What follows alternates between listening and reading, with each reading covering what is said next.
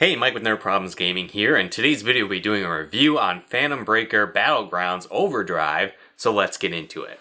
Now this is a unique side-scrolling beat-em-up that's based on the Phantom Breaker fighting game series. Now when I first played this game I wasn't really familiar with that series, and in general that's not really my type of game. I certainly do enjoy fighting games, but the overall art style of the game is kind of an anime schoolgirl style, which again isn't really something I'm usually into, and so I was a bit skeptical of this game when I first saw it, but once I dove in I really enjoyed it. So in this game you'll play as 4 different girls as they go on a quest to save their kidnapped friend from the evil Phantom. And so you'll fight wave after wave of enemies in this unique side-scrolling beat-em-up. And so why I say it's unique is that it's not your typical side-scrolling 3D beat-em-up. Instead, you play on 2 different planes. And so there's kind of a front row and a back row for your characters, and then you'll fight off hundreds of enemies as they attack you through each stage. And so you can control jumping between different planes on the battlefield, and you'll unleash combos and special abilities that your characters have. And so each character really has the same basic set of moves, so like a light attack, a medium attack, and a heavy attack, and some different special moves. But then each character does have a little bit of a unique feel to them,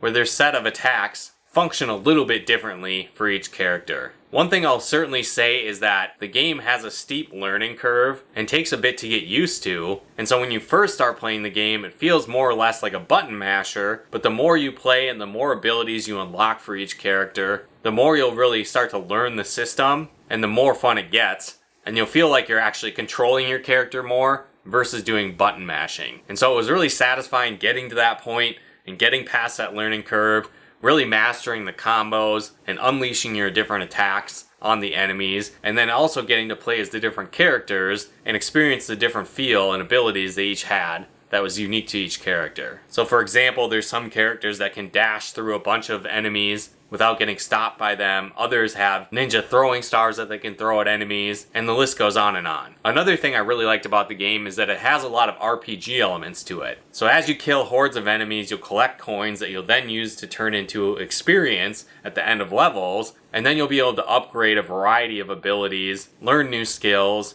and improve your stats like attack, defense, and speed. Another cool feature with this is the fact that you can adjust these stats in between every single level. So let's say you make it to a boss and you can't quite beat them, and you feel like maybe you need more defense or you wish you were a little bit faster, maybe that could have made the difference in that fight. You can actually adjust those levels on your character to prepare for that next encounter with that boss. And so I thought that was really cool, giving you that flexibility as you go through the game and really adjusting your abilities to fit the specific level you're trying to clear. The boss fights are really challenging as well, and so like I said, it might start off feeling like a button masher, but you're really going to need to master the game if you really hope to get through the later levels. The game also features local co-op, so if you're looking for a local co-op beat 'em up, this is a great choice. There's also a battleground mode where characters can fight against each other, tapping into the original fighting game style roots that this game comes from. The game also has a ton of different difficulty settings, so as you progress you can try out these more difficult modes. There's a ton of unlockable characters as well, each with their own unique feel as I mentioned, so I think you'll really get your money's worth if you like the general play style of the game, as you'll continue to play through the game on harder difficulties and with additional characters. So again, for me, I really enjoyed it and I recommend it. And if you can get past the anime schoolgirl art style and the steep initial learning curve, I really think you'll enjoy this beat 'em up, and I definitely recommend it. But let me know in the comments below if you've played this game before, if you've played any other games in the Phantom Breaker series. This is a new series to me. Is there any others I should check out if you have played them? Let me know in the comments below. And if you like videos like this on video games, board games, and everything nerdy, check out one of our other videos here. And if you haven't done so yet, be sure to subscribe and turn on the bell notifications to get the latest updates of new nerd videos we put out. But once again, thanks for tuning in, and we'll talk to you more soon.